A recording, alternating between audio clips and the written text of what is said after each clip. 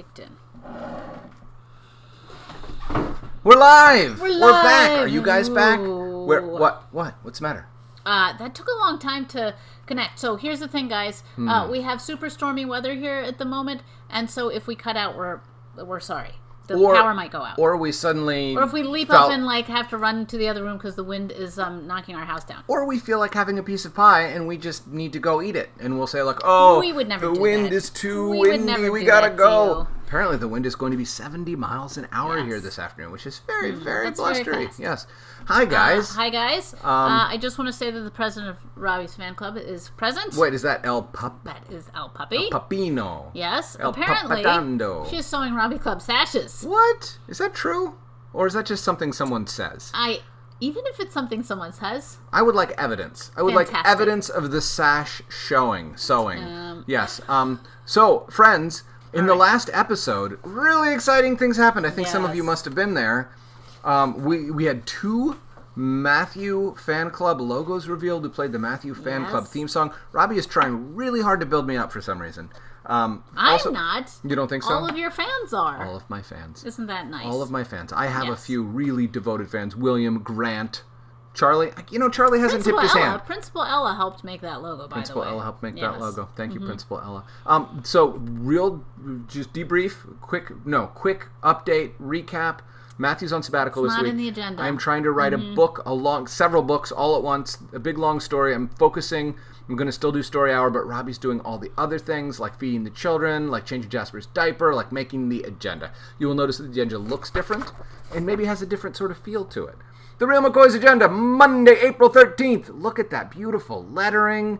Robbie, I think that's a real upgrade. I've got to say, good job, Robbie. Good job, man. Good job. I appreciate you. You know what, though? The praise of Robbie was in last show's agenda. It is not. Why not? We're just over it now? You don't need to be...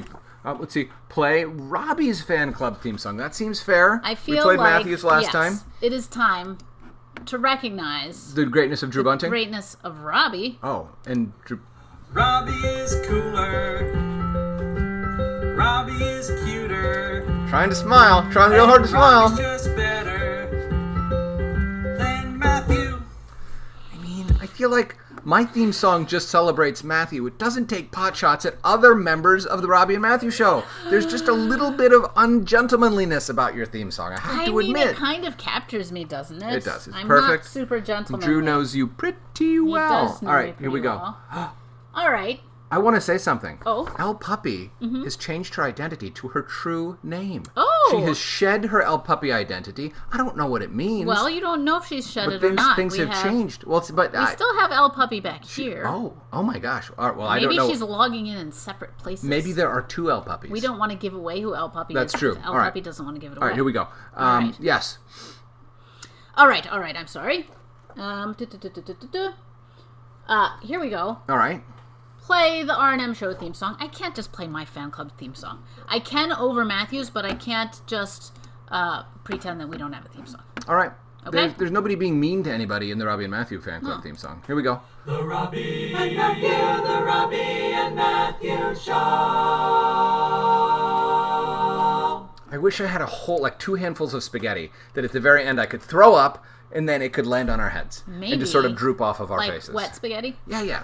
Cooked spaghetti, no longer boiling hot because that would burn us, but also not stiff and old. Just like fresh, recently cooled spaghetti that I could throw up. Some of it would stick to the ceiling even, so throughout the show it would continue to fall on our heads. Wouldn't that add a certain layer of delight? Is that on the agenda? Do you have some spaghetti prepared? Tear up this... Wait, no, what does that mean? No, it is not. It is not one of the no agenda free-for-all days, Robbie. What are you doing? Structure, order. Wow. Now you can throw this up in the air instead of spaghetti. That's a nice little silver lining. I appreciate that. I'm going to make it even a little bit more... Whee! That was exciting. We didn't get any snow this year. Let me tell you something. What? I want to know. When Matthew's on sabbatical and Robbie is in charge of all these things, and Robbie wakes up at the regular time that Robbie wakes up and isn't in charge of these things, here's what happens. It becomes 12:40, and Robbie's children are asking her how to do math problems, and I'm in the middle of writing the agenda, and I yell at them because I'm in the middle of writing my agenda, and I've really needed just 20 solid minutes of nobody bothering me, and it hasn't happened yet, so I got 3 steps into the agenda, and I said, you know what? I don't need this agenda. I got to help this kid with her math homework. Welcome to this week, my friends. That's it's going to be a what harrowing happened. ideal. No, I'm going to wake up earlier tomorrow. All right. Get all of this taken care of before the children wake up. So is the show over? Is that the point? There's nothing else that's going to happen? No, you still have to read chapter 6. Okay. That's part of the deal. I can do that. So we're going to go over there and do that. How do we know who's supposed to read it without an agenda to tell us who's supposed to read it? That's what I want to know. I'm going to dictate the agenda in spite of... Didn't you read last time? I think I gave it to you for last time. As a generous person. Okay. But would you like to read it, Robbie? You're in charge. You're the man, so to speak. You're the woman. Usually what the man does when they're in charge is they delegate and make other people do the hard work. All right, I'm gonna put my hat on the right way to read the Real McCoys, Chapter 6. Dude. Oh my gosh. All right. Chapter 6, Open for Business. Oh, boy. Let's see what's happening. I can't remember, you guys. So... Milton, in the last chapter, has, one might say, tricked Moxie into signing an agreement to make them detective partners by dazzling her with a lie detector that he invented, right? And also by dazzling her with a beautiful list of bylaws with a beautiful border, by showing her some buttons and some posters. She's easily dazzled by design, which you could say that like many of us are. Yes. That's why you buy boxes of cereal. It's why you vote for your favorite candidate. All right, Hopefully Chapter 6. That's not why you vote for your favorite candidate. I think it quite is. Do not be swayed by your candidate's excellent or non-excellent logo. You should see how they would vote on different issues, not on what their logo looks like. But definitely buy your cereal based on how pretty the box is. That's my because it's all just garbage inside. That's right.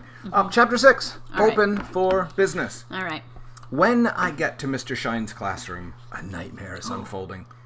All the desks are in different places, and on top of each one is a folded piece of paper letting us know who each desk belongs to. This is a strange and upsetting and unacceptable. But as I search for my desk, I realize the awfulness is just beginning. I find my name. I find my desk.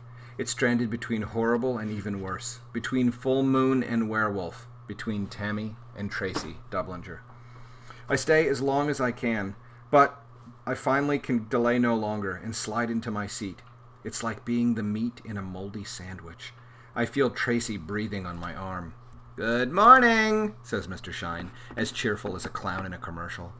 I thought it would be fun to mix things up a bit. I find that when you're sitting in one place for too long, you start thinking in one way for too long. He has a good point. Annabelle Adams does her best thinking while eating ice cream. And when she's feeling stuck on a case, she will often travel to another country and eat ice cream there. But I am stuck in a desolate wasteland between two hostile nations with no ice cream parlors in sight. "All right," says Mr. Shine. "I've tried very hard to remember all your names, and I think I've finally got it." He puts on the class list down and looks at Chaz intently. "Are you Elliot?" says Mr. Shine with a confident smile. "Nope," says Chaz, who looks so much like a Chaz that the mistake seems unforgivable. "Ah, shucks. Of course. You're Chaz," he says, looking at Chaz. "And you're Sandy," he says, looking at Freddie. "Nope," says Freddie, laughing. "I'm Sandy," says Sandy, laughing too. "And I'm not doing well at all," says Mr. Shine. "I must have smog in my noggin." Now the other kids laugh, and I start to laugh with them. But then I stop in my tracks and reach into my memory bank. I have only heard one other human being on planet Earth use the phrase smog in my noggin. One day, when I might not have been paying 100% attention to Mrs. Bunyan's lecture on the water cycle, she interrupted my deep important thoughts by asking me the official name for rain, and I couldn't for the life of me think of precipitation.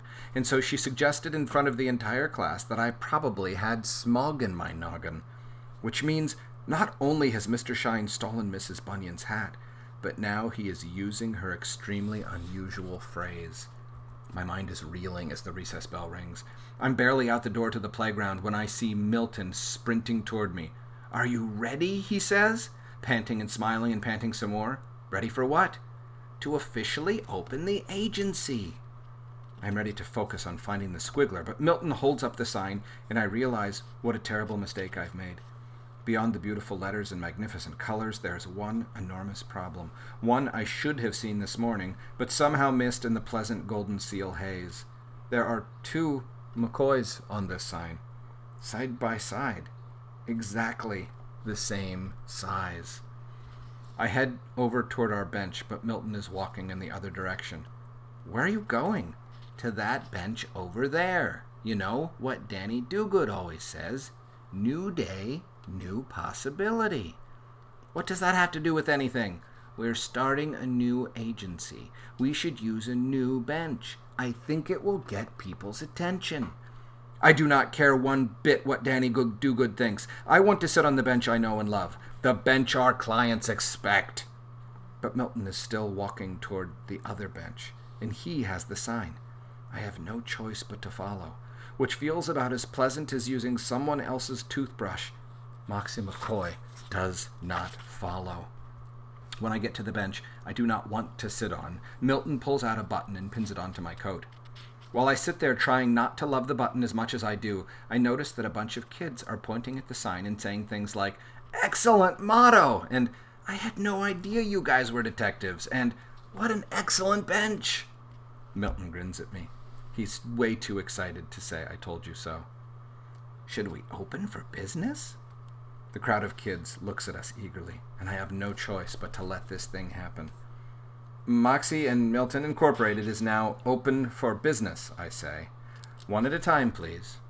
First in line is Lego Macintosh, a 3rd grader with curly red hair, a billion freckles, and the thickest glasses I've ever seen. It's obvious he has no idea how this is supposed to work, because he stands there with his mouth open a little bit and doesn't say a word. "What seems to be the problem?" asks Milton. "This is an outrageous breach of protocol." "Excuse me," I say, "but the proper question is, what seems to be the issue?" Milton looks at me like a dentist who just found out you haven't been flossing. "We don't know that Lego has a problem," I explain.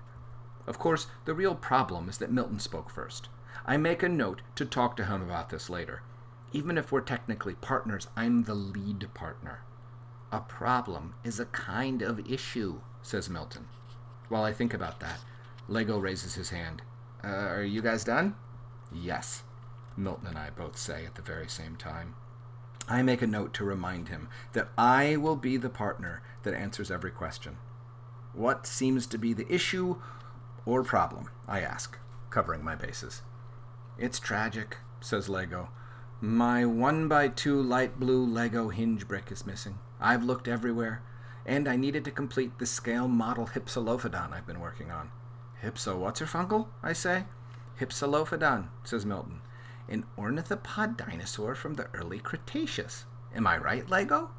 "Indeed you are, Milton." I make a note to talk to Milton about never showing off his superior knowledge of dinosaurs in front of clients. "So, can you help me?" asks Lego. I look at Milton. Clearly he wants to say something, but for the moment he's waiting for me to go first. I consider this progress. "When is the last time you saw it?" "Who can say?" says Lego. "I'm a busy guy.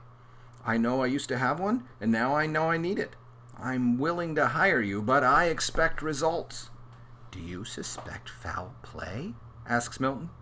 It's an excellent question. I'm reminded that Milton can sometimes be useful. "It's possible," says Lego. "I have a lot of enemies." It's true. I don't know anyone who likes Lego very much. "Well, will you take the case or not?" I'm tempted to say yes, but then I look at the line of kids waiting to talk to us. A missing Lego is not up to my standards. Plus, as far as I can tell, it might involve the unpleasantness of going to Lego's house and looking under his bed. I'm afraid that won't be... But Milton cuts me off. "If you will allow me to speak with my partner for a moment," he says, pulling me over to a nearby tree. Lego lets out a loud, disgusted sigh to make it clear that if there were ever any other problem-solving detective duo on the playground, he would definitely take his dollar to them instead. You want to keep going? I think so. What time? I don't Milton even know what squints time at me as sternly as he can. "If I may remind you of bylaw number 4, Moxie won't accept or turn down any cases without talking to Milton." "Ugh, the bylaws." "Listen," he says. "This one's easy." "How's that?" "I have the exact same Lego at home. I'll bring it tomorrow. Milton tries his hardest to wink at me. I do not wink back, but I see his point. If Milton is willing to give up his Lego, I'm happy to pocket the $1 and consider this case closed. I turn back to Lego. We'll take your case, but we demand payment up front. Lego digs in his pocket and pulls out a bunch of coins and a few Legos. He hands me 3 quarters, 3 nickels, and a dime. I'll take that, says Milton. I'll take it, I say, slightly louder and 3 times meaner. Lego makes the right decision. I slide the money into my pocket, liking how it feels and not much enjoying the thought of giving half of it away. Milton gives me a glare as he takes out his notebook and writes down, Ode to Milton, 50 cents, as loudly as I've heard someone write in my whole entire life. Next up is a first grader named Gwen, who says she's been sad ever since her salamander Mike died. She wants us to reverse time so she can go back and see him again. I'm considering taking the case and seeing if Milton can invent a time machine with all his wires and such, but instead he gives Gwen a hug and suggests that she might feel better if she spends a few moments thinking about baby sloths. Gwen closes her eyes and smiles.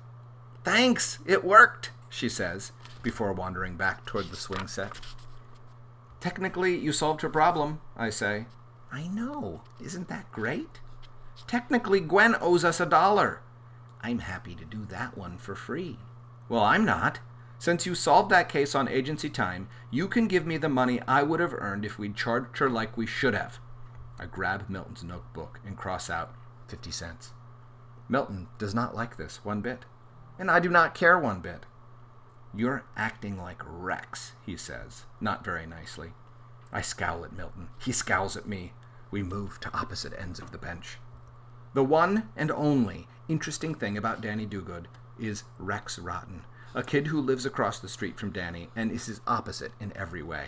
Rex yells when he should whisper, and runs when he should walk, and eats before everyone else is served. He rushes to be first. He breaks everything he touches. He never says please or thank you.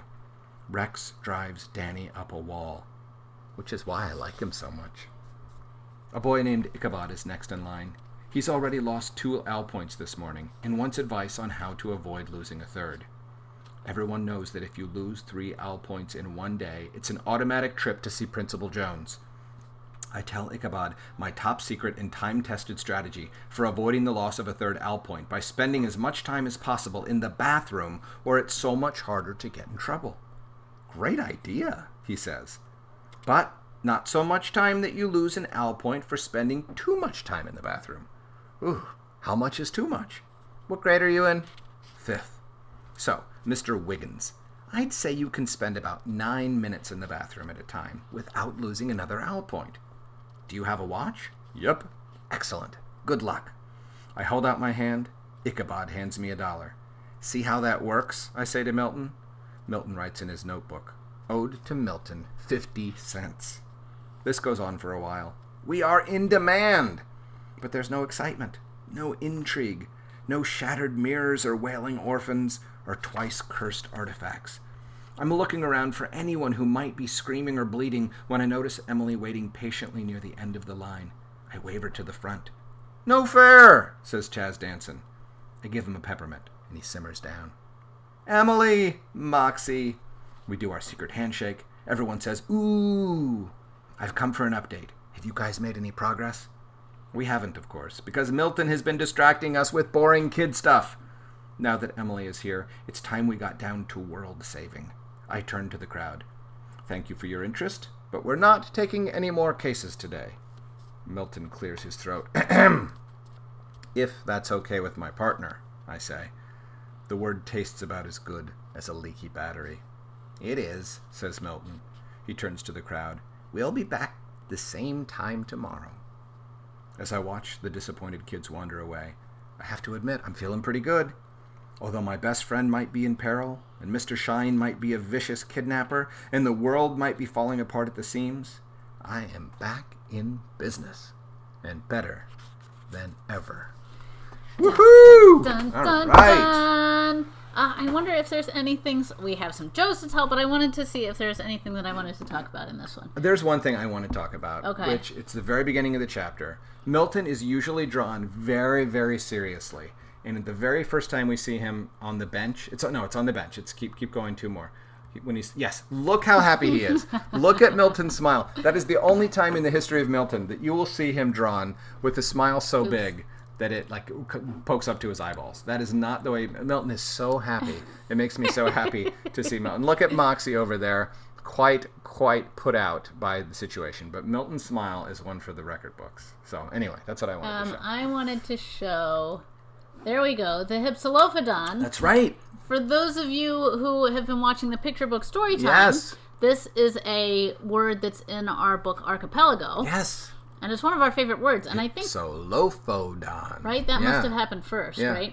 And we just liked it, so we used it in here. Oh, can I give a shout out to Elle, who is the cousin of the various Shanks, and it's her first time watching. Hello, Elle. Thanks for joining us. What country are you from, if you want to tell us? Are you also from the other side of the pond? I think she's in Kansas. Well, we don't know. That was a big assumption you just made. Somebody said... see, Robbie had information. Elle is our cousin in Kansas. Oh, okay. Hi, Elle. I used to live in Kansas, Overland Park. OP proud. OP. I'll go get my Kansas City Royals hat here for a second. Elle Puppy, subscribe. Right. The graphic from the picture book session today. I have the link, but I don't have. Let me just grab it for you, and I'll post it. You know what? We will put it in the picture book description, so you can find it there, my friend. All right. So, did you want to show anything else from this chapter? Oh yeah. Yeah. There we go. Was there something in particular you want me to look for that you liked? I like the little series of Rex Rotten things. Oh yes, that was the thing that I was Rex going to does. Oh, yeah. This was the other thing I was going to point out. Oh my gosh. Yes. Who is this now? Gwen's right. mystery is that she's sad because her salamander died. So she wants Moxie and Milton to reverse time so she can spend more time with him. To which Milton says, sorry, Gwen, we can't do that, but you could think happy thoughts like a baby sloth. And so this is Gwen imagining the time she spent with her salamander Mike. Now, do you think that's... So I imagined her dancing in a field with her salamander. I am surprised that salamander rights activists haven't tracked you down, Robbie, to say that is no way to treat a salamander. No way to treat a salamander. No. Okay. All right. Fair enough. So that was the funny joke there. All right. And Rex Rotten is... Here's Rex Rotten. You found him. Okay. Yes. I love it when Robbie takes my sentences and breaks them into little pieces and illustrates all the different parts of the sentence. So I also like getting to choose... So Matthew didn't tell me this is when Rex should whisper. But I had to think of times when somebody would have to whisper, and it's when they're around a little baby. This little baby is so darn cute. Yeah, I like him. When somebody runs when they should walk. How many times at the pool, raise your hands, how many times at the pool are you so excited to get in the pool and then the lifeguard yells at you and says... Walk. What do they say? Don't run on the pool deck. Don't run on the pool deck. Yeah. And then you get in trouble, and then you're sort of embarrassed because they yelled at you across the pool. I got yelled at this like recently. It happens to me all the time. Okay. Especially when children are involved. Look at the shade that Rex is getting from this girl. She is so disapproving. Look at those sideways eyebrows. Wow, withering. As she should be. Right. Oh, and look. Always wait to eat till everybody is served. He rushes to be first. Knocks somebody out of the way with his elbow. When we were kids, if there's any adults watching, there was the highlights for children. Yes. And there was Goofus and Gallant. Yes. And Goofus always did everything wrong, and Gallant did everything right. And frankly, Gallant was a little bit too good. It was a little too much. You kind of wanted Gallant to simmer down a little bit. But Rex is modeled after Goofus. Yes. Goofus was always doing things like this. So, yeah. He breaks everything he touches. Oh. Now, that's sometimes you can't help that. That's what But there's a whole collection of broken things, which leads me to believe that Rex was not just being not careful, but he collects his non-carefulness all in one place and makes a little shrine of disaster. Yes. And he never says please. He never says please. Even when you're giving him a present. Oh my goodness. All right. Anyway, Robbie, we have 4 minutes left. Yes. Should we spend time on little jokes? We need to drink our water. Oh, we haven't and done we need that to tell jokes. Okay. How about I drink my water while you tell jokes, and then we'll take turns. Okay. All right. All right. Boy, we got a lot of Midwesterners here. A lot of Kansas folks. That's because the Midwest is a glorious land full of wonderful people. I feel like this suggests that there are actually more people in Matthew's fan club than there are in Robbie's fan club. Let's not... Because Matthew is from Kansas. There's no need to be insecure. There's no need to feel threatened by my Lego. I was making a factual statement. I know, but I'm sensing a little bit of energy from you, a little bit of sort of needy energy. I'm here. Saying. Oh, Robbie. Oh, you're so good. Let's hear some jokes. Let's hear some jokes, Rob. Let's hear some jokes. All right. All right. Yes. El Puppy started with lots of jokes. Okay, so let me hear. see. Let me hear. I'm going to get them all right, El Puppy. Good to get them. What did the Dalmatian say after lunch? I spot you, my bed, where I'm going to take an afternoon nap. No. I just had a spot of lunch. Yeah, that's pretty good. I think that could be a credible This was a great lunch spot. Nope. Oh. But that's also good. Darn it, that was good. You're veering. Okay, what is it? What is it? That hit the spot. That hit the spot. I like that. In so many different spots you could have to choose from. Yeah. What do you call a droid that takes the long way around? We have some experts here. R2D2D2D2D2D2D2D2D2D2D2D2 No. BB 888888888888 C3P I don't know. What? R2D2. Oh, I like that. That was really good. Yeah. How do you make a lemon drop? You drop it. You just let it fall. All right, good. Would February March? April. No, it wouldn't. No, but April, May.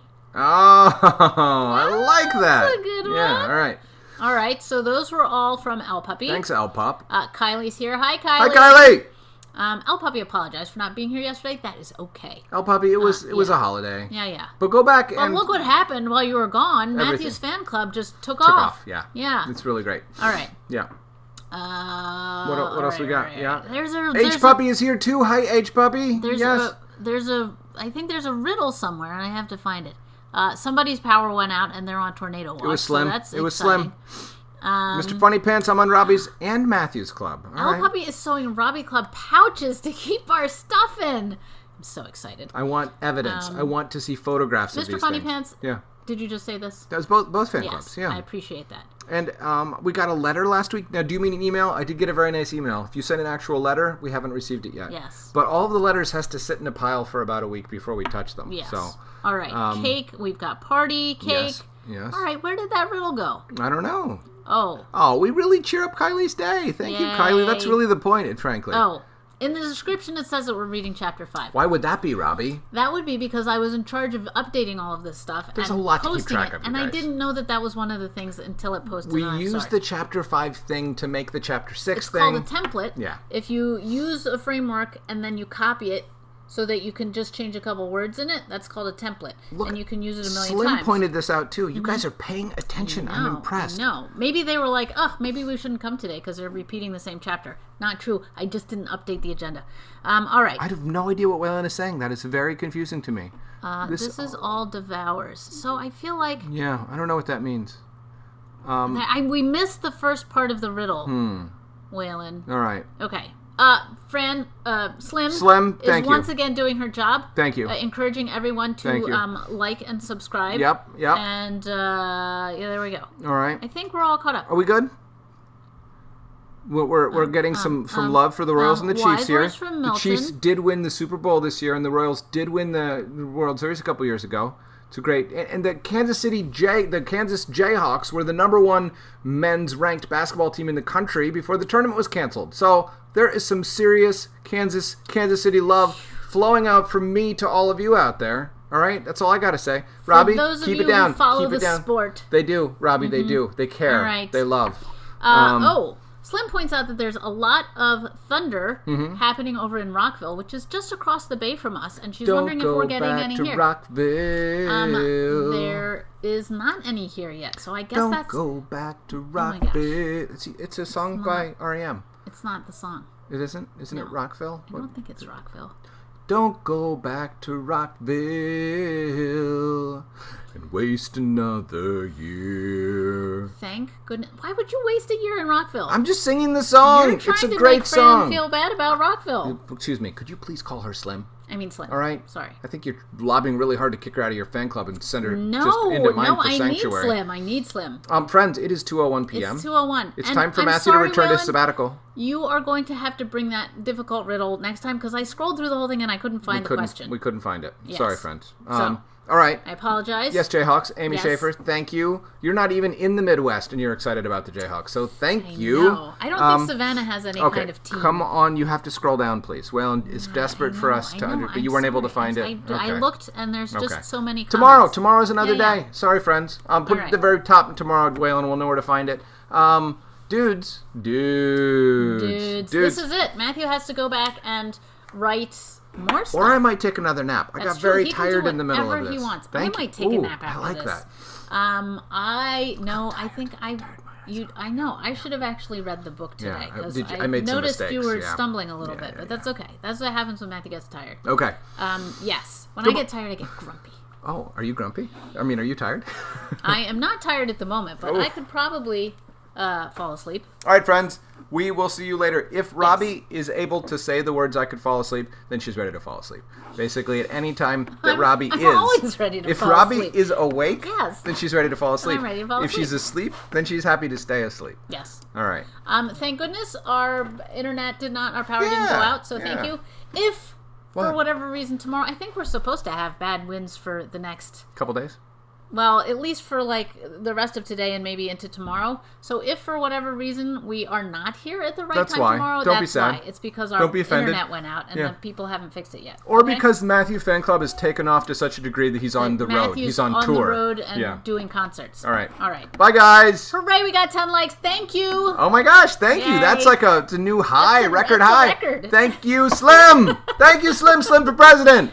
No, Bye, guys. we already have a president. No, like the whole president. President. The whole of the world. Of the world. Yeah. Okay, we can do that. Bye, Slim. All right, bye guys. guys. Bye, friends. Yay.